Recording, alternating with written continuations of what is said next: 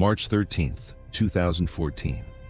Pavle Durov sits alone in his office, staring at an ultimatum from the Russian security service. The order is simple: hand over the personal data of protesters. The 29-year-old knows exactly what that means. Those people will vanish into basements, interrogation rooms, black sites. So he picks up his phone, takes a screenshot of the FSB demand, and posts it publicly. Within 60 seconds, 200,000 people share it. Within minutes, unmarked government cars surround his building. His board votes to remove him. Armed guards escort him out of the headquarters of the social network he built, the platform that over 100 million Russians used every day. Vkontakte, Russia's largest online platform at the time. That moment becomes the spark that turns a philosophy student into one of the most hunted technologists on Earth.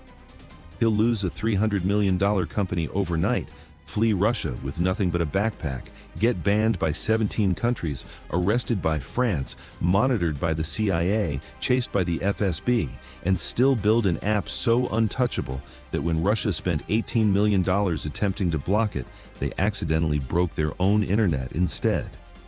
1 billion people now use his creation to speak freely. Every government wants him stopped. None can touch him. This is how a single programmer became unstoppable. To understand how a kid from St. Petersburg beat entire governments, you have to go back to 2006. A sleepless 22-year-old philosophy student named Pavle Durov sits in a dim dorm room, hammering out code on a borrowed laptop.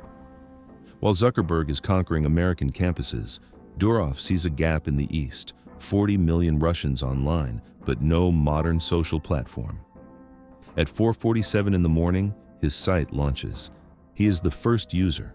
His brother Nikolai, a mathematical prodigy, becomes the second. By sunrise, thousands join. By winter, 10,000. The platform spreads through universities like wildfire.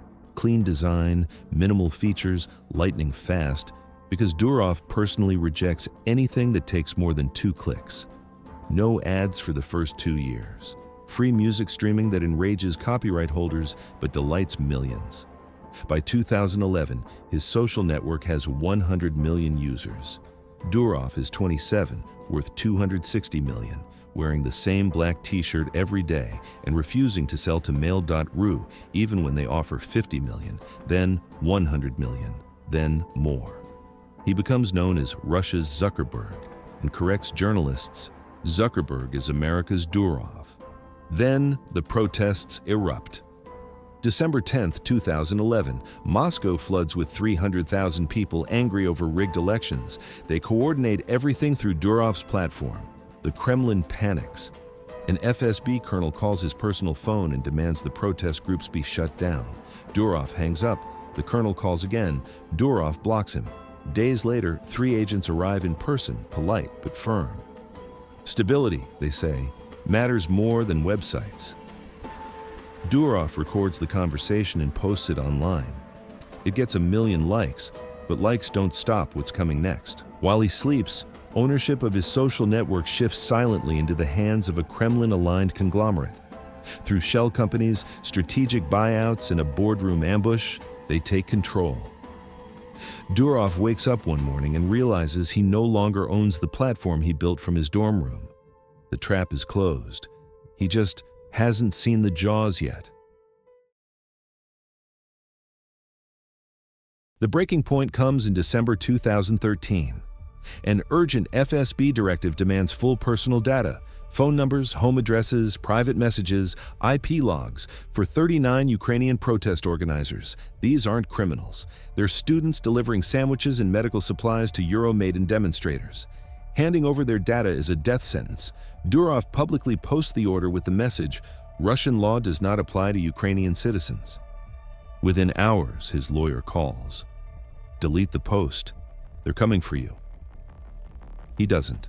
Instead, he uploads a picture of a dog in a hoodie with the caption, "This is our official response to all government data requests." It becomes a national meme. But the retaliation begins immediately. Black BMWs follow him. Agents stand outside his home. Meanwhile, his board quietly prepares the final move, removing him entirely. On April 1st, 2014, Durov arrives at headquarters and finds his access revoked, his office empty, his chair occupied by an oligarch-backed executive who offers him a $300 million quiet exit. Durov signs, not because he lost, but because this was his plan. His 12 core engineers have already resigned. Their laptops are already in Cyprus.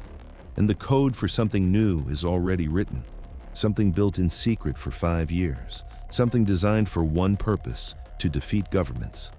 3 weeks later, in a rented villa in Buffalo, New York, Durov and 12 programmers sit at folding tables surrounded by takeout boxes and whiteboards filled with encryption diagrams. They begin assembling Telegram, an app built on the assumption that governments are adversaries. End-to-end encryption they cannot break. Server infrastructure split across jurisdictions so no single raid can shut it down. Self-destructing messages. No headquarters for police to storm. Durov funds everything himself.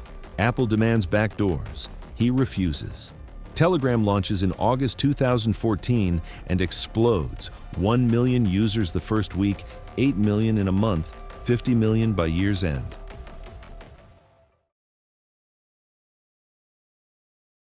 By 2018, Russia demands Telegram's encryption keys. Durov refuses. A court orders the app blocked. Russia responds by banning 15.8 million IP addresses, accidentally breaking its own internet infrastructure. Amazon goes down. Online banking collapses. Government services fail. Telegram continues working flawlessly. Durov calls it digital jiu-jitsu. Protesters flood Moscow with paper airplanes, Telegram symbol, and clean the streets afterward. Russia ultimately lifts the ban in defeat. But that was only the beginning. Iran bans Telegram. Germany threatens prosecution unless he censors political content. India blocks it during protests. China blocks it outright. Brazil orders suspensions. Everywhere he refuses to surrender encryption. Everywhere the user count climbs. Every ban becomes free advertising. He discovers a simple truth. The more governments hate your product, the more people realize they need it. But the cost is immense. He cannot enter Russia, cannot enter Iran, cannot stay in one country more than 6 months. He lives out of hotels and rented apartments, drifting between Dubai, France, the Caribbean. His team never gathers more than 4 programmers in one city, so no raid can cripple the company. Intelligence agencies track him constantly. The man who gave 1 billion people privacy has almost none himself. He is untouchable and exposed at the same time. Then comes March 2024. Believing his French passport gives him safety, Durov flies to Paris, into a trap. French prosecutors arrest him on arrival, claiming Telegram enables crime by refusing moderation. He spends 96 hours in a detention center built for terrorists, while officials demand access to Telegram systems. He refuses every time. The irony becomes global. Russia, the government that exiled him, demands France release him. Snowden and Elon Musk condemn the arrest. France releases him on €5 million bail, seizes his passports, and bars him from leaving the country. Telegram gains 12 million users that night. A year later, Durov publicly reveals that French police didn't even follow their own laws when demanding data. His arrest becomes a diplomatic embarrassment. Today, Telegram approaches 1 billion users. Protesters, soldiers, activists, journalists, they all rely on it because one programmer refused to bend. Pavle Durov owns nothing, belongs nowhere, and trusts no government. At 40, he is a billionaire who lives like a fugitive, not from justice, but from injustice disguised as law. He started with 12 programmers and a belief. Privacy is not a privilege, it is a human right. And he told every government on earth the same word: no.